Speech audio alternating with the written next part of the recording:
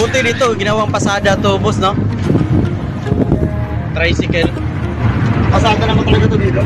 Sa ibang syudad, hindi binabawal yung ano eh, ganito. Forme sa Mayor. Oo. So maganda to eh, kasi hindi ka mababasa sa ulan. Kaso nga lang, gusto nila tanggalin to. At di naman dugyot yung ano mo. Okay lang eh, di ba? Kasi, Mas pangit yung tingnan yung tricycle talaga. Ito, ano to eh, modern na to eh. Paano kami ni Mayor? Sip-sip. Yun lang. Electric. Yung electric ano, car. Parang kotse. Kaso nga lang mahal yun, di kaya ng mga driver yun. Siyempre, Araw-araw, 1.7, kaya yun. di naman punuan eh. Puno sa kanila, kaso matagal. Kaso siyam na ikot yun, lobat na yun. Oo. Yun ang pangit yun. Tsaka mahal yun, 1.2. Saan mo kukunin yun? 5 years. Hindi, sa mga driver ano, hindi siya yung operator. Hindi. Kung yung operator ka, papayaran mo ng 5 years. 1.2 malalo. Diba? Sino namang kukuha niya, di ba? Oo, mahal. Tapos ang baterya niya, pag makasira pa, 100,000. Anong ano to sir? Pangalan nitong Jok-tok. Jok-tok. Jok-tok tulay. Tulay. Kabila, jok. Kabila, matagal. Utong. Inuulit yung pagpunta ko rito eh. Yan dati si Duwata. Dati dito, inuuli. Alam mo naman yung alam mo naman ng mga senator yung mahirap, ayaw nila.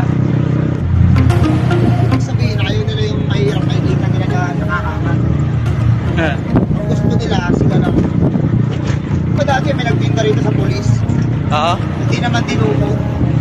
Ang mahal-mahal ng paligdo, diba? Ayun Kung nga. ano kay Diwata, di ano lang, diba?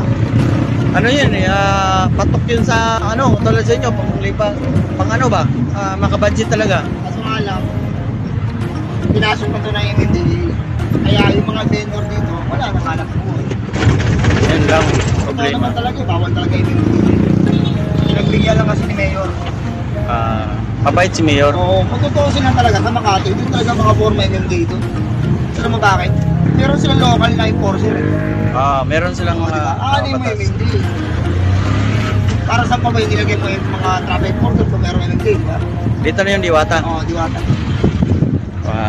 Sige. Maraming salamat kuya.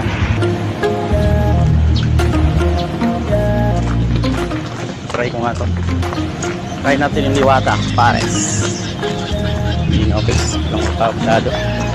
Ito TV, pinipilahan to eh. Ayun, wala na eh.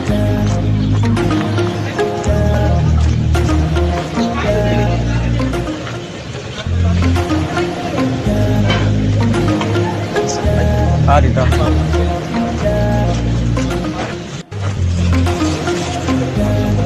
Kain sabaw. Sabaw.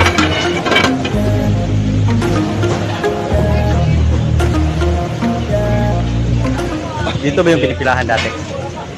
Dito yung pinipilahan dati. Ano naman po ngayon? Oo, kaso lang wala pang masyadong tao. Kasi ano pa, hindi pa siya hapon. Hapon maraming tao na. Joyce. Kaya dito. Ano pa ng pwesto?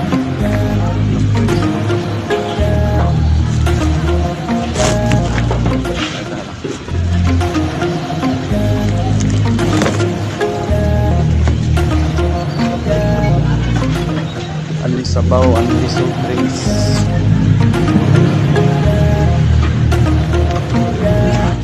Soft drinks. Anli ba yan?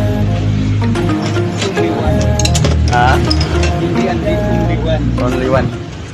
At sa bandang to mga boys, sinusulit nga natin yung kain natin sa Diwata. Dahil napagod tayo mga boys doon sa paglalakad-lakad natin sa biwok ng MUA. Kaya sobrang gutom natin sa time na yan. Kaya walang pansinan yun. Kain. Sa mga magtanong dyan mga boys, masarap ba yung Diwata pares na baboy na sabaw? Subukan nyo lang mga boys. Kayo na mag-gusto. Mahirap na. At sa mga nasa MUA na hindi naman kabisado yung buong Pasay, sakay lang kayo ng Raycard ba yun? Ang tawag dito sa electric bike siya. Papunta dito sa Diwata. Mga mababait din naman yung mga driver. Pero ihahatid ka kung saan ka papunta. Tsaka masyado maraming Bisaya mga driver dito kaya maraming mababait. At yun na nga mga kois, busog na nga tayo sa in-order na.